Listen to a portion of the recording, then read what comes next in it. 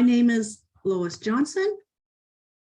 I'm part of the Niagara branch. I want to welcome you to the webinar tonight. But before we get going with the webinar, I just wanted to make a couple of announcements. We have an online index on Ancestry now.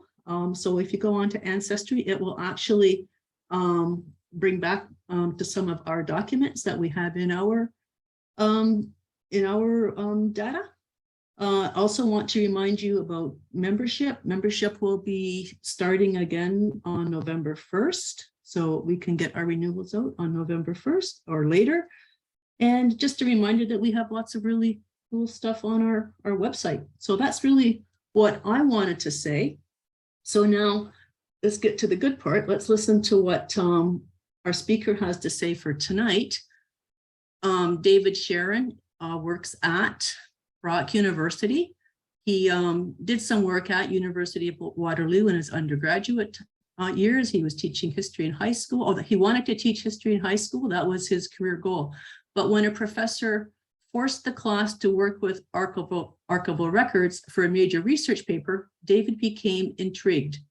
He's been an archivist a professional archivist for 24 years. He's graduated with a master's in history with an archive specialization through the University of Windsor in association with Wayne State University in Detroit, Michigan. His first job was at NASA in Houston, Texas. He was an image archivist taking care of mission photography. Wow, sounds fantastic. After 5 years in Texas, he wanted to come back to Canada, and he went to the Bruce County Museum and Archives in Southampton, Ontario, and that was an exciting time for him as the entire facility was being renovated. He helped to plan and organize the new archives and exhibit space in the design process. And then after 3 years in Bruce County, he got an opportunity to come to Brock University, and he's been at Brock for 15 years.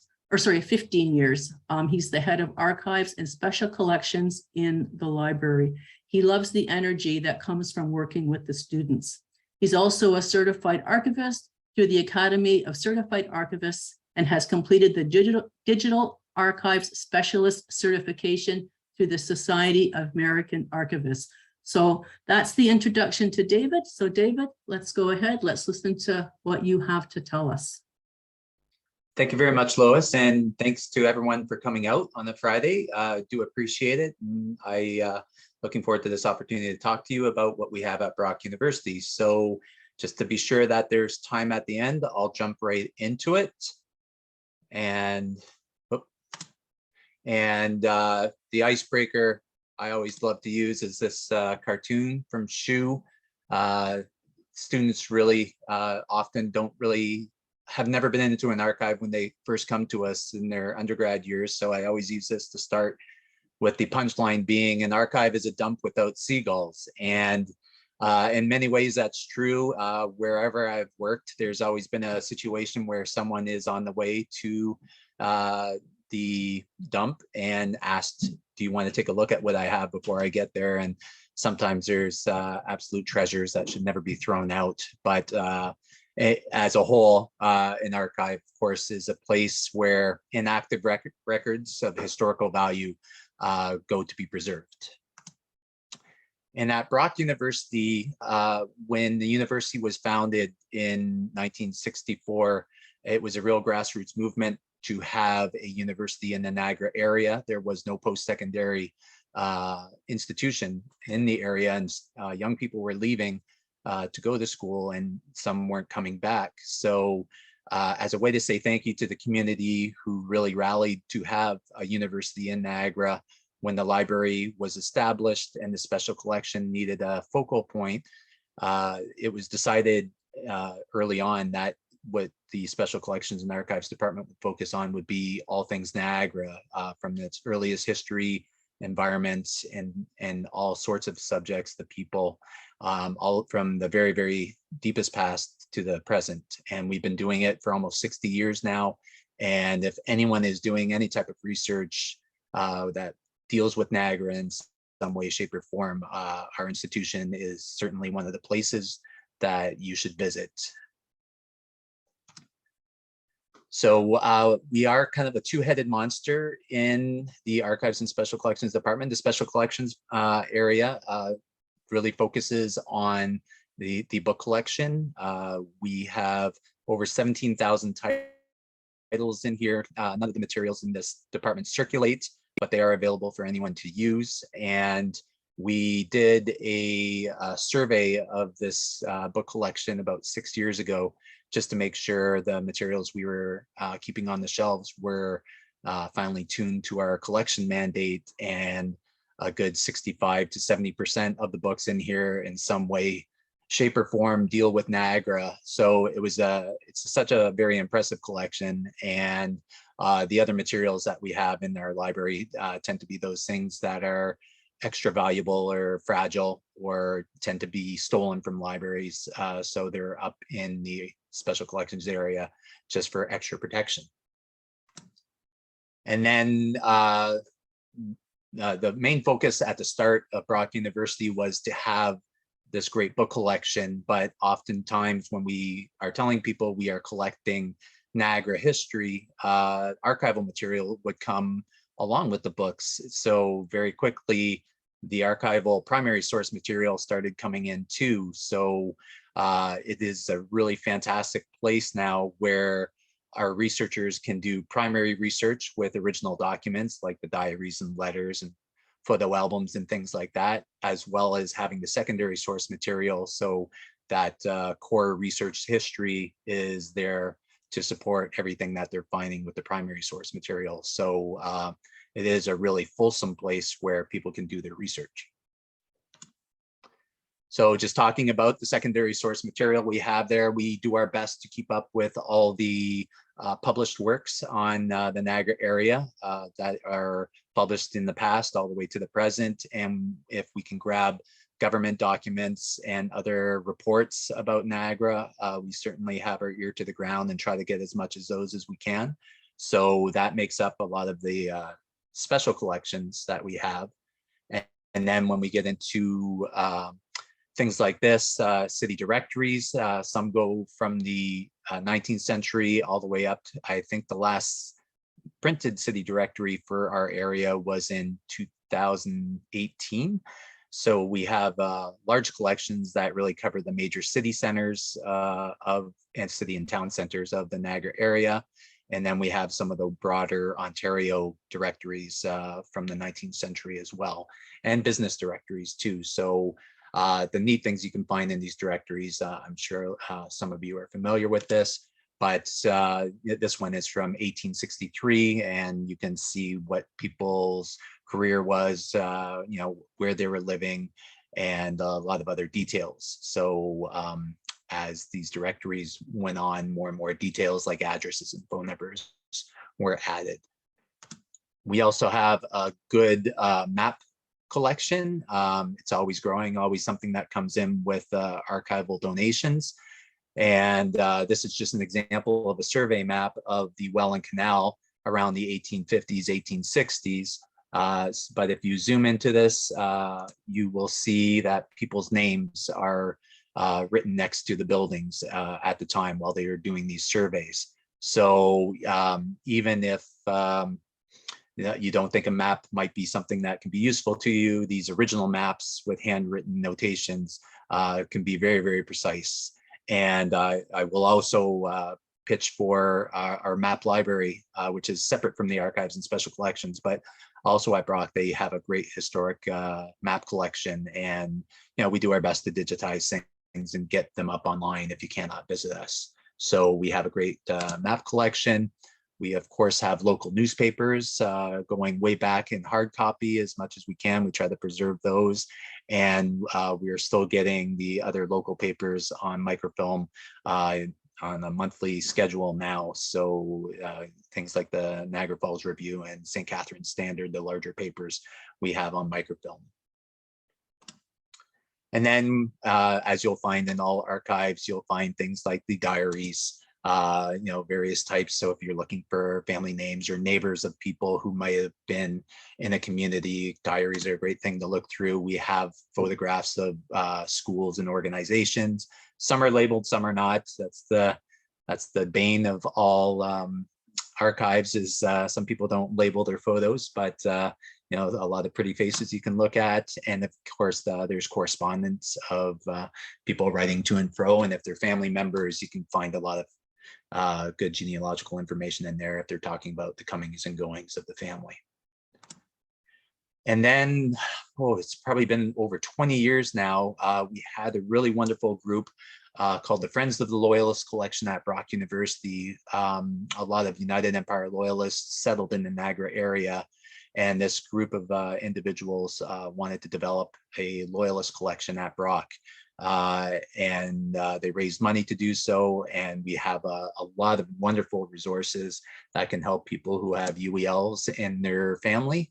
So a lot of the material is on microfilm. They would go to repositories and archives all across the United States and Canada and try to find those films that are very, very helpful, especially as they pertain to the Niagara area. So it is a big collection and something that can really help with people doing family searches. We also have land record copybooks for the area. This was given on long-term load from the Archives of Ontario since the early 1980s. So land transactions in Niagara for both Welland and Lincoln counties would be recorded in these books. And they go pretty far back, up to the 1960s. And through the Friends of the Loyalist Society, they provided us with the land record abstract indexes on microfilm to help us find what's inside these books. So they are available to people as well. So in the archives, we have kilometers worth of resources. Just this past week, I was tasked to kind of count the shelves and just to see how much. And the archival materials officially over about a year and a half ago, we finally passed a kilometer worth of records. So there's a lot up there, and our book collection is quite expansive as well. So again, if you're doing anything on Niagara, whether it's family history or just any other type of research, we are a fantastic facility to come visit. And I wanted to talk to you about how to find what you need in our collection. So oftentimes in archives, we do our best to describe things as well as we can and as quickly as we can and put them in catalogs that are searchable online. So some archives, their catalog is part of a larger software system, and others have their own system. But for us at Brock, I am gonna skip out of my presentation and show you the catalog right here. So this is our main page to our library website, and right here, Omni is the name of our catalog. And we lobbied really hard years and years ago to make sure that the archival material and the special collections books are all part of a general search in the Brock University Library, because Sorry, Pardon? Darren. Sorry, David. It's not showing. We're still seeing the finding what you need slide. Oh, really? Okay, thank you for letting me know. That's interesting. Because I'm being told I'm still screen sharing. Okay. Yeah, because you're showing your PowerPoint. You might have to either share it using screen. You could try the Alt Tab and see if that'll let you. Now we can see it. I see welcome to the library. Yes. Okay. Thank you for letting me know I'm not talking too long on the wrong page. I appreciate it. So again, this is the front page to the Brock University Library's website. And right here is Omni, our library catalog. And like I was saying, we lobbied for archival material to be part of the broader searches in the library because we wanted our researchers to find the archival material among the other articles and reports and other materials that we have throughout the library. So I'm just going to do a sample search on a family name, Woodruff, and just to show how to narrow down searches in our catalog. Oh, I spelled it wrong. Very good. Let's spell it right and see what happens. Here we go. Okay, so right now there's 25,000 plus results for just searching the surname Woodruff in our collection. And what I search right here is our Brock library plus other Omni libraries. This is a new thing for us at Brock. 2 years ago, the university came together with 15 other universities in Ontario, and we have a shared catalog now. So this search just searched 16 libraries throughout Ontario, university libraries, and you can see what other libraries have, which is a really good benefit for our researchers who are doing really broad type of searches. But for us in the archives, we want things to be very, very specific. So I always tell people to do an advanced search, and then you can just select archives and special collections here and just see what we have in the archives. And this makes things a lot more manageable. Right now, it comes from 25,000 to 28 results. Much easier, we can breathe easy and just kind of find the things that can help us, especially when we're talking about local history. So right off the top, we have a Woodruff genealogy, the Woodruff family phone, and other Woodruffs are popping up everywhere.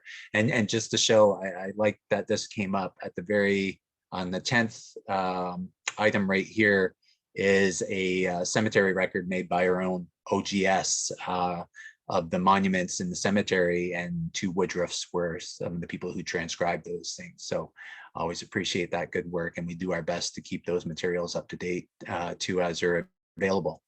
But once you go in here, you can just click on one of our collections to find all the extra information. So this is Percy Carruthers Band phone. Phone was our fancy name for collection. And he married into the Woodruff family. He married Margaret Woodruff about 140 years ago. And it gives you the details you might want. There is a finding aid that you can find online. We digitized parts of the collection, and this links out to those 2 areas. I'll come back to that in a moment. And as you keep scrolling down, you'll get more and more information. Description of what's in the phone, exactly the types of materials you'll find in there, photographs, how many meters of materials. You'll get a little biography of Percy Band and the other major figures who are associated with this phone.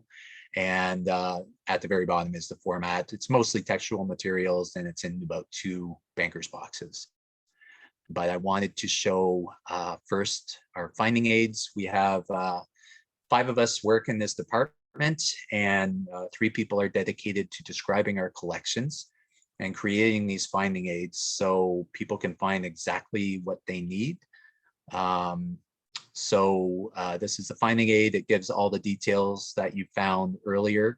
It's just formatted a little nice, a lot nicer than what you saw in the library catalog.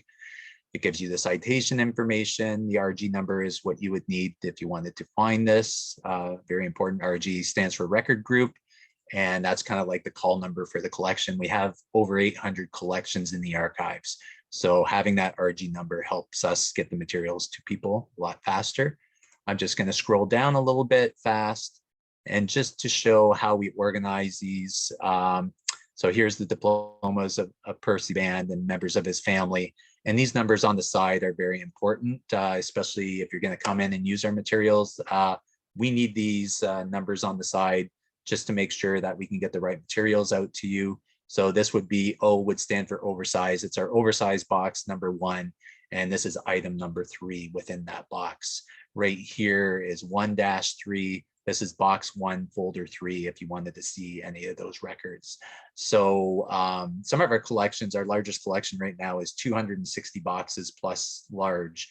And if you're new to the archive and you come in and you want to say, I want to see this big collection, we're not going to bring out all the boxes. Our job is to make sure that you can find what you need really fast through using these finding aids, so you can know exactly what boxes and what folders you'll need for your research. So we always advise people to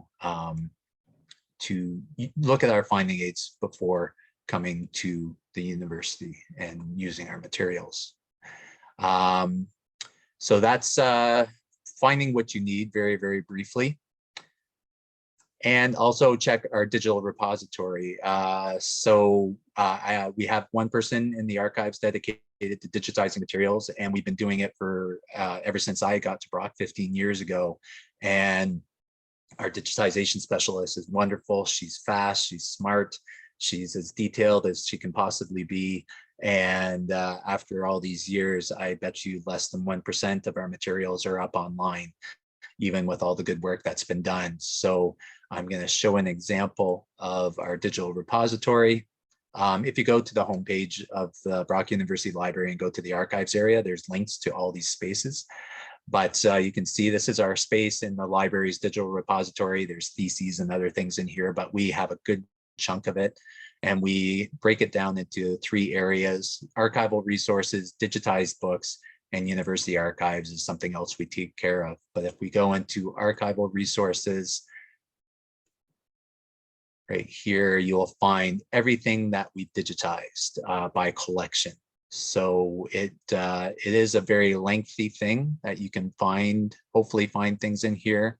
You can do keyword searches to maybe find what you want. So just sticking with the Woodruff theme, hopefully I can spell it right this time. You can see there's 934 items with the name Woodruff in this collection. So we have indentures, photographs, and letters. It's one of our bigger collections. That's why I like to show this one. And then if you wanted to go into it, you can see the abstract. If you wanted more records, just go into the metadata and find as much information as you want. And then even though it looks blurry here, if you do zoom in, it is readable as best it can. You know, this document, it looks like it was pretty well used back in the day and is starting to deteriorate, but it's still very legible. So it's all downloadable and available to you, to anyone who wants to look at it. Our digital repository is always growing and we're always trying to improve it. And it is everything we put in there usually are things that are other copyright or things we have permission to put out online for people to use. But there's always a caution when we digitize things. Always like to warn people, especially our young people, not everything is online. It takes a lot of time to digitize archival material because of various shapes and the sheer number of materials that we have in there. So what we do at Brock is we kind of choose the records that really show off the strengths of a collection, and hopefully that will encourage someone to use what they can find online, but also plan a visit to see the rest of the collection. Yeah, it's going to take too long for us to digitize everything. So what you often see is a sampling. So a few things to just know about archives. The unfortunate reality for many archives is archives are often understaffed. We are pretty fortunate at Brock that we have 5 people working in our area, but 3 of them are part-time. So that just makes the workload a little trickier. So because we're understaffed, we can't do the work for you, but we're happy to guide people through our collections. You know, we can't take hours upon hours to look up things for people, even though that's what we're really good at, and we do like the search. But there's all sorts of other responsibilities we have to do for the greater library and the institution. So we are there to guide people through it and help as much as we can. And we always recommend that you call ahead and make an appointment. And this goes for all archives anywhere.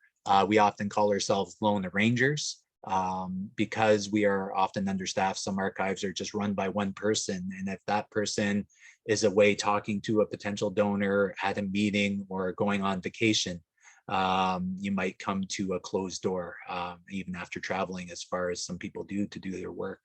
So, and here at Brock University, we also work as kind of a classroom setting for a lot of history and English classes. Professors will have appointments where they'll have a 3-hour block where their whole class are doing work in the archives with our materials. And if a researcher just pops in during those times, we have to tell them to come back when the class is over. because that's one of our priorities for the archive, is to be there for the students and the faculty. So it's always a good idea to just check ahead and make that appointment. And when you do come prepared in many ways. So I always advise everyone to check those catalogs and bring call numbers with you for the materials you want to see. I know in the past, some people have said to me, oh, it's that green book that you have on the shelf, you know, the green book. And we have to search our memory banks. It's like, well, I would say we have about 2,000 green books in here. I'm not exactly sure what you need. You'll have to check the catalog and find that title and call number for us to bring the materials out to you. So doing that catalog search is probably the first thing anyone should do before visiting an archive, if there is a catalog available. This is an example of another search in our catalog. Right here, you'll see the call number is just at the end of the available at line. So this is the call number for our archival collection about Dorothy Rungeling.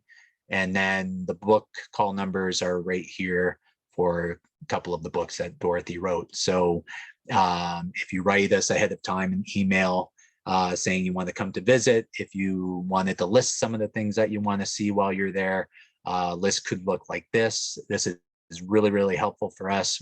One thing, it gets us thinking about what you're going to look at when you come visit. Oftentimes, the archivists who work on these materials, they have a great depth of knowledge about what's in the collections. And if we start to understand what you're looking for, we might be able to think of other materials that perhaps you didn't find in your search that might be helpful to you. We can recommend other books while you're during your visit, once you go through the things that you wanted, that you identified first. So writing us ahead gives us time to prepare. And I will say, for larger archives, bigger than ours, a lot of things are in storage now, offsite storage. So getting these lists and contacting the archives ahead of time gives the archivist time to bring the materials in from another building. And sometimes that can take more than 24 hours to do. So that's a good rule for all archives visits. And come prepared.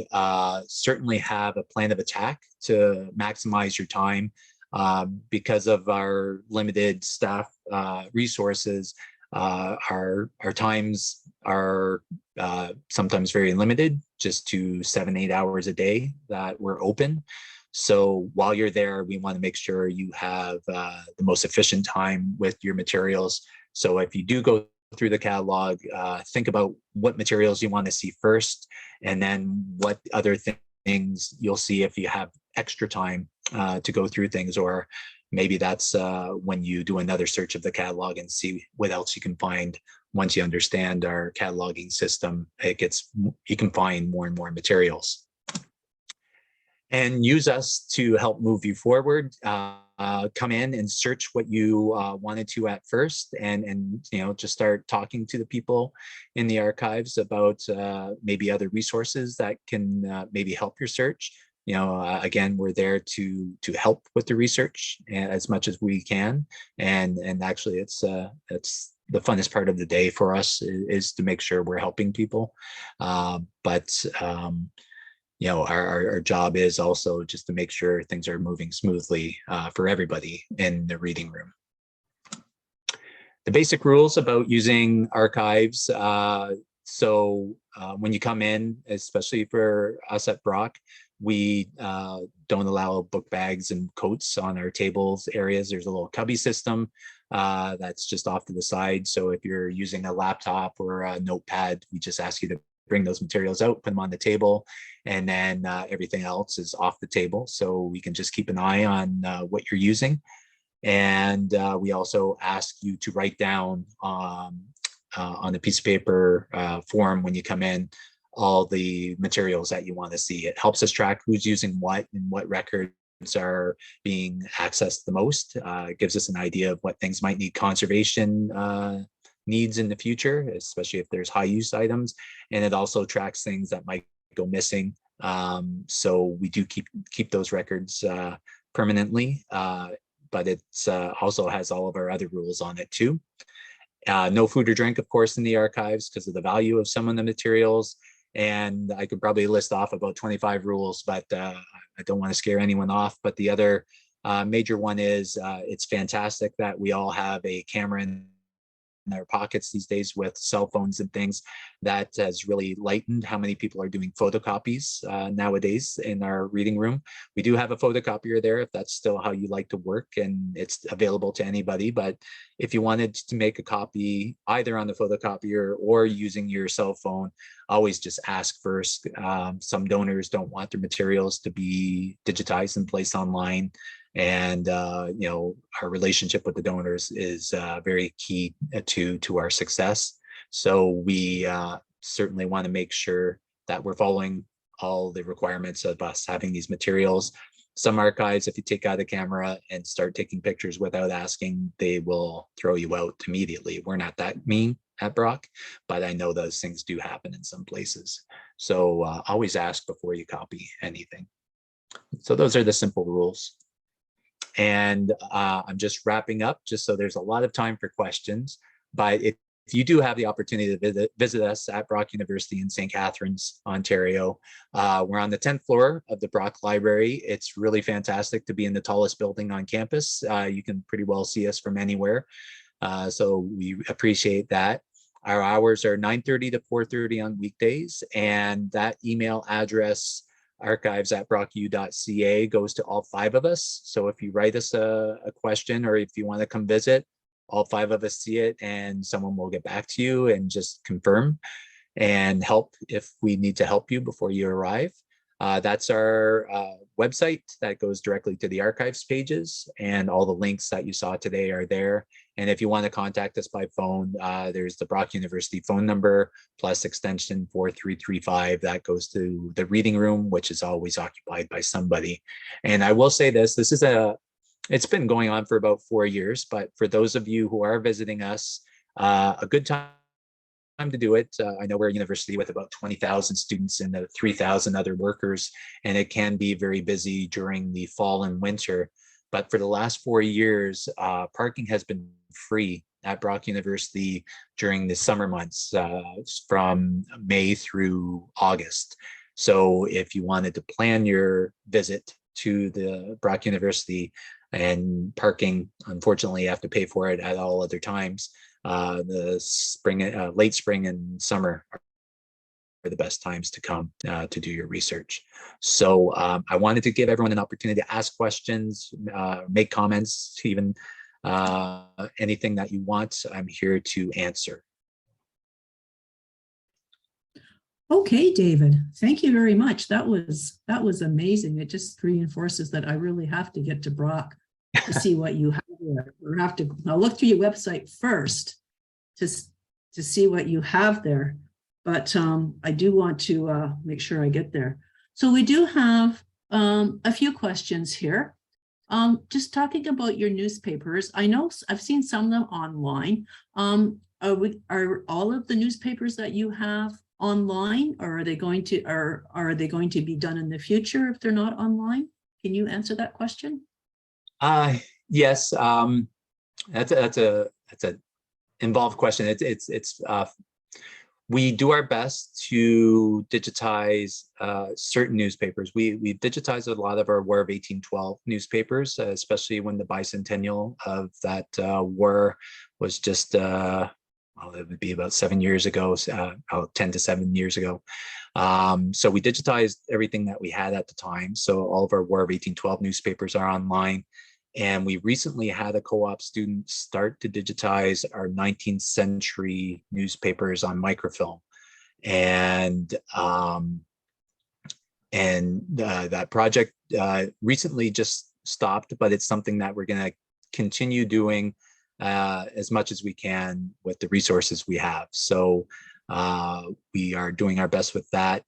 And then there are newspapers that, if you are a member of the Brock community, or if you know someone who attends Brock or is a faculty member at Brock, we have access to some newspaper archives of like the Toronto Star, Montreal Gazette, the London Times. those can be done, but that's kind of behind subscription walls that are available just to faculty, staff, and students. But if you know someone who's at the university, that might be one way to get into our databases, which are pretty good too. But we have a lot of hard copy newspapers too that it just takes a lot of time to get to them. Okay, thank you. Another question, of the stuff that you've got on microfilm, if we were to come in, can we bring in a flash drive and take copies of what's on the microfilm? That's a fantastic question. Yeah. Oh, was there a follow-up? I'm sorry. Well, I mean, as long as it's agreeable to the donors, I guess I know you had made that comment earlier. Yes, most things on the microfilm that we have, everything I can think of would probably be out of copyright right now.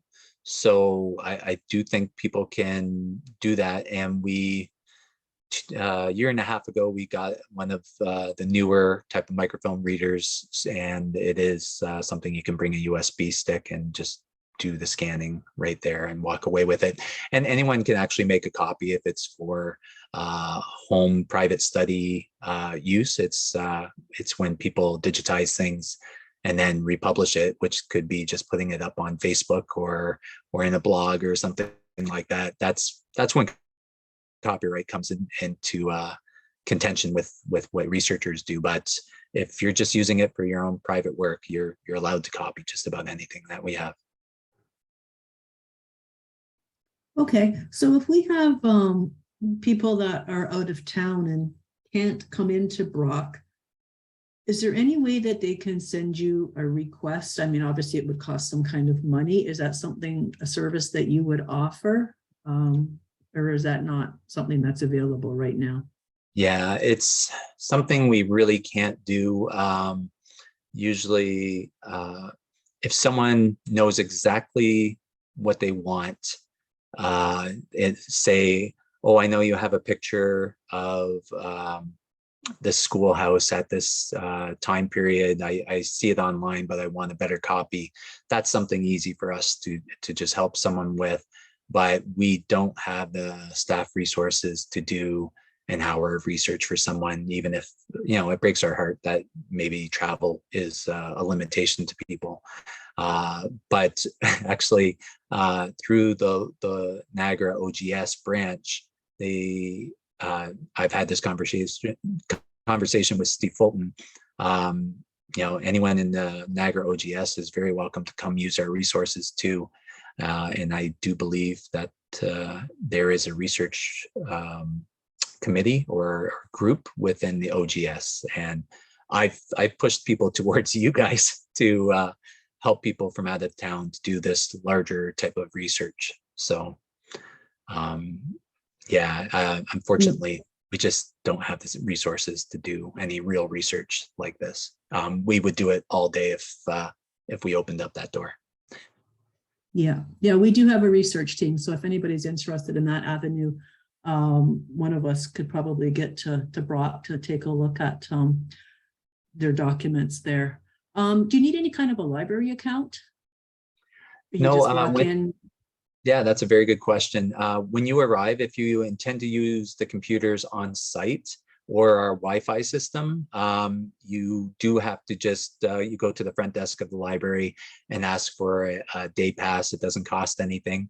You'll get a temporary password for 24 hours to be using our Wi-Fi and our computer systems at Brock. And that's all you need. It probably takes about 5 to 10 minutes to just get activated, and then you're all set from there.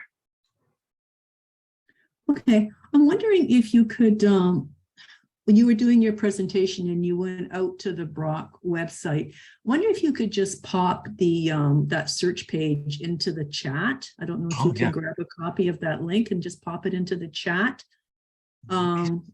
Yeah, that's I think that's one of the things that was requested. Yeah, that's a very good idea. And can you still see? Oh wait, I'm not sharing my screen right now. Let me go back. You can. Oh, I was gonna share my screen. Is that okay? Oh, you can. That's fine. I was just gonna ask you to grab the link out of the URL to, and then just drop it into the chat. But that's fine. I'll do that too. But so just so people can find us maybe a little bit easier. I meant to do this earlier, but I just kind of accidentally kept going. So this is the main page of our website. But if you go under locations, it lists all the various departments in the library, and archives and special collections is right here under locations. So this would have all the links to the things that you saw today. So here's a link to our digital repository if you wanted to see everything that we've digitized. Here is our own special archives and special collections search in Omni. So you can just search in here and it just searches our department. And if you wanted to just look around elsewhere in the archives area, it will tell you what our featured collections are. Again, it's our Niagara collection is a major focus. It gives you nice details about what we collect. Our United Empire Loyalist collection. We have a collection of materials on autism and a Masonic book collection. But the other thing we've been doing, just because I'm here, is during the pandemic, we couldn't work in our archives. So we did a lot of digital exhibits. This allowed our archivists to really show off what they know about our collections and show the breadth of the history that we have. And all of these are listed under digital exhibits. We made over 50 exhibits that really show the types of materials we have in here. So the Prince of Wales came to Canada in 1860 and spent 4 days in Niagara. And we did an entire exhibit on that. And if you wanted to look in there, there are some family histories in here too, as we got it. And if you just wanted to look at our finding aids, there is a tab for finding aids too. So I am going to go into the chat and message everybody. Right here is our website, and just have fun playing around in there. And if you have any questions about what you're finding, certainly send us an email. I have all of our contact information too. Did it show up in the chat? Yes, we Okay, have great. it. That's Awesome. good. That's a great idea. Thank you.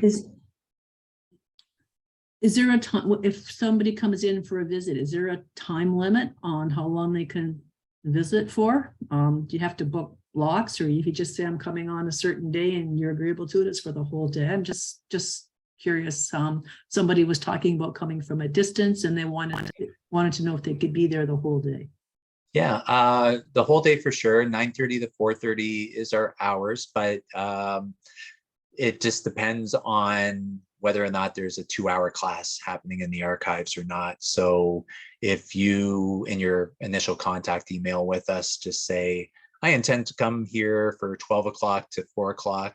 We'll certainly tell you if there's a class scheduled for that time or not. We understand traffic can be bad or things get in the way and you might be hour late. That does happen. But the broad, I'll be here on Friday, can be problematic, especially if there are other things scheduled. But we work around things too. Okay, thank you. Do you have a well and canal collection? Do you not? I believe you do. We have several collections that have a big focus on the Welland Canal, and it's something we're very proud of, and something that always seems to be growing. And there's always a high interest in the canals. So it's one of the things we like best. It's fun. Okay, another question. Oh, go ahead. Yeah, good. Okay, another question. My ancestors were Mennonites who came to the Niagara region around 1800. There was quite a large community. Do you know if there was anything on this community in the special collections? Specifically, no. I don't want to say no, there isn't anything. It's just no, I don't know. Like I said, the collection has been in development for a long time. We are often surprised with the materials that we have up there. It's we just don't. We're always processing the newest things coming in. We never have time to go back and explore the materials that are there unless a researcher comes in and requests it in the first place. And that's when we start learning about the other materials in our area. So we have a general idea of what we have, but it's oftentimes us interacting with the researcher where we learn the scope and depth of some of our older collections. So I would never say, no, we don't have that about anything, especially on a topic like that. We have a lot of records that, you know, talk about Niagara back in the early 1800s. And I know we have things about the Mennonite communities that came much later in the 20th century, but to blanket say no, I wouldn't want to shortchange our collection or ward someone off who might find something incredible. So it's a great, I hope that's a good enough non-answer. I would check the catalog. No, that's fine. I can add to that yes. for the person that put this message in there. I'm not sure where you are from, but the Lincoln Archives, it's at the Vineland Research Station, and I believe they're open on Wednesdays. And I think they have quite a bit of information on Mennonites because down Jordan way, that's where a lot of them did live. The other place, and I'm going to pop my email in the chat box. Shoot me an email, and if you're interested in these in the Mennonites, because there's a couple of other things. I just finished doing a research. I'm part of the research team, so I just finished doing. Well, I haven't finished it, but I'm working on some research, and this person is looking for Mennonites as well. So I might have a couple places that I can give you some hints. But I would certainly. I'm not sure if you're local, but certainly the Lincoln Archives is a good place to check out. So I'm just going to pop my email into the chat box. So don't be afraid to send me an email about your question. And okay. That's that just triggered something else in my head. We're good friends with a lot of the other heritage communities in Niagara. We certainly do not want to be competitive with anyone in the area. So if someone else has a great collection, or if we think, like you said, the Lincoln County, the Lincoln Township materials, they do great work where they are. We would try to guide you in those areas too. If we don't have it, we'll try to push you in the right directions to find what you need. So thank you, Lois. That was great. Yeah, and I think that is part of the, I don't want to say the trick, but there's just so much, there's so much information out there, and you can go to all these different little places. We have a few in Niagara that are pretty good. I just happened to think about the Lincoln Archives because I think they're a little bit more Mennonite oriented, but certainly you're not going to find everything in one place. You're not going to find it all on Ancestry. You're not going to find it all on Family Search. You kind of have to go to these different locations. And as you said, I think you said only 10% of your collection was digitized, which makes you realize that you really have to almost go to these places to find the information. So, I mean, when we're trying to research out of town, that's a challenge for us. So, yeah, I always don't just stick to one place. There's all kinds of different places you can look. Brock is just one of them. Not saying, I mean, they have great stuff there. I need to get there again. It's been a long time since I've been there. I do have a question. This is kind of my own personal question. Mm-hmm. You showed the land record copy books, and I don't know if you can answer this. Do you know if those are the same books that are listed on Family Search? I think Family Search got them from, I don't know if they got them from On Land. I'm not really sure. Or is there a reason that we could come into Brock to get something different? And maybe you don't know the answer, which is fine. No, my understanding is these were the books that were microfilmed by what would they be? Family Search, the Latter-day Saints back in the 1970s. Yes. They microfilmed all these books, and this started the Applerod Project, where a lot of these books were meant to be destroyed, but the genealogy and historical communities just rallied against it, and instead of destroying the books, the communities found repositories for it, and Brock is where the Niagara materials came. So it is the same stuff that you would find in the Latter-day Saints databases, if you find it there. And it's also information that would be also available at the land record offices in St. Catharines. And it's the database on land. I don't know if they go as far back as some of our records, but I know it is duplicated information if you can find it elsewhere. Okay. And do you have anything to do with wills there? I know sometimes wills are in the land records, but sometimes they're not. So if they're in the land records, I think that one's not so bad. But do you have other copies, or not copies of wills, or even an index of wills or anything at Brock?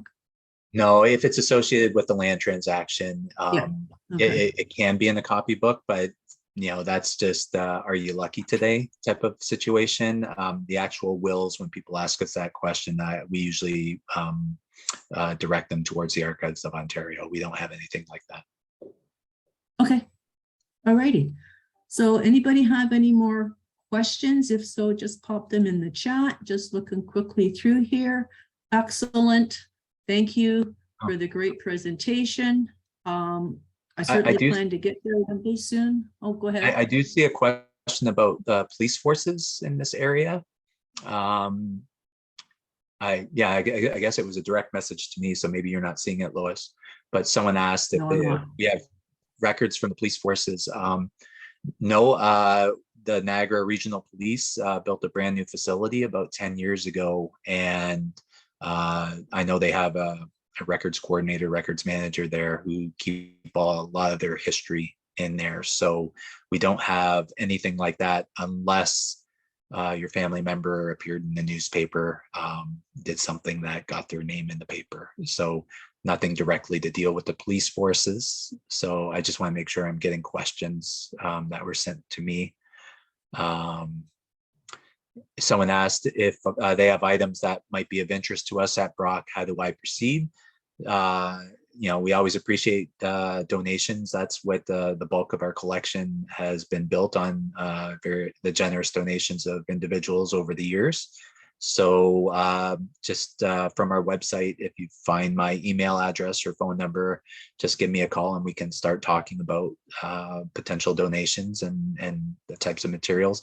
I will say, even though the theme of this talk is genealogy, we aren't a genealogy center proper. A lot of the materials that we take on is more broader history that can be researched with our students and faculty, as well as the community. So we're not collecting family histories as much as we have materials that can help with genealogical research.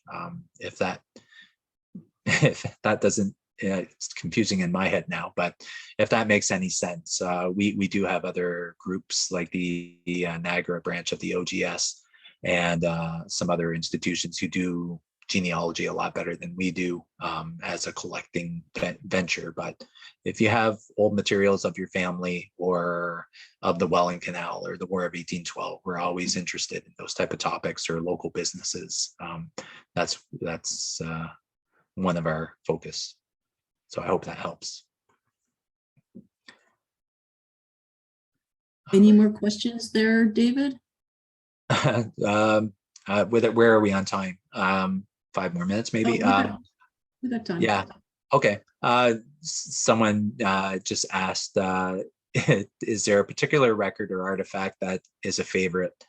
And that's a very tricky question, because usually my favorite thing is the last thing that came in that we acquired. But wow, the oldest item in our collection is 800 years old. It's a page from a medieval Bible. I do show that to our students quite a bit, just to impress upon them the various type of records that you can get in an archive.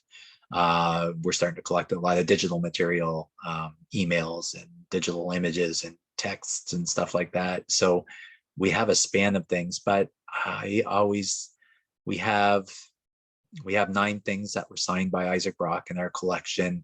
And one of them is Isaac Brock's manual, the regulations and orders for the British Army. It was the book that taught Isaac Brock to be how to be Isaac Brock, the leader that we all admired, and why our university was named after him.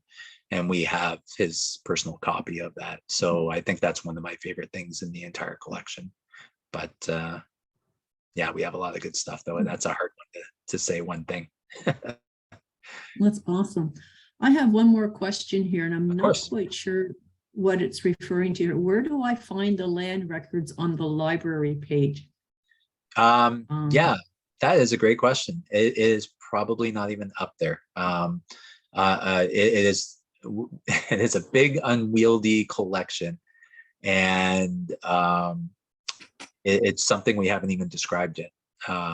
It's been around for a long time, and we're catching up to a backlog, but we haven't gotten to that. But we have always relied on the reputation that it's there, but maybe we shouldn't rely on just word of mouth on that, because it is such a significant collection that people can use.